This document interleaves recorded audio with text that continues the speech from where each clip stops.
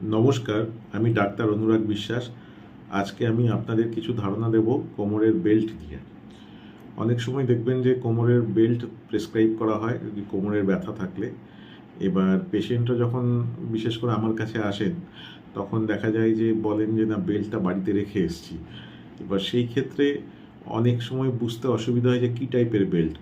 একটা জিনিস মনে রাখবেন যে কোমরের সমস্ত প্রবলেমের জন্য এক বেল্ট সমাধান নয়।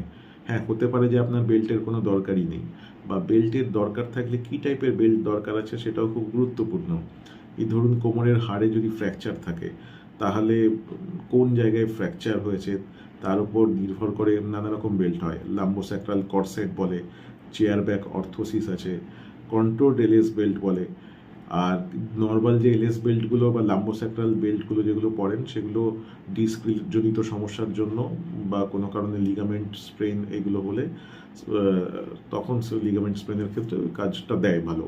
কিন্তু যদি কোনো হাড়ে কোনো সমস্যা থাকে বা হাড় সরে গিয়ে থাকে, স্পন্ডাইলোসিস বা এই টাইপের সমস্যা বা অস্টিওপোরোসিস সমস্যা, তখন কিন্তু অন্য টাইপের বেল্ট, কোথায় ফ্র্যাকচার হয়েছে তার উপর নির্ভর করে অন্যরকম বেল্ট।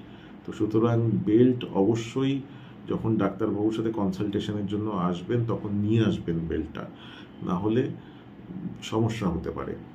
আর যে কোনো সময় ওষুধের দোকান বা কোথাও থেকে বেল্ট নেওয়ার পর অবশ্যই ডাক্তারবাবুকে দেখিয়ে নেবেন। মনে রাখবেন, সব বেল্ট সব জায়গায় কিন্তু চলে না। আরও কিছু যদি জানার থাকে অবশ্যই জিজ্ঞাসা করুন কমেন্ট বক্সে।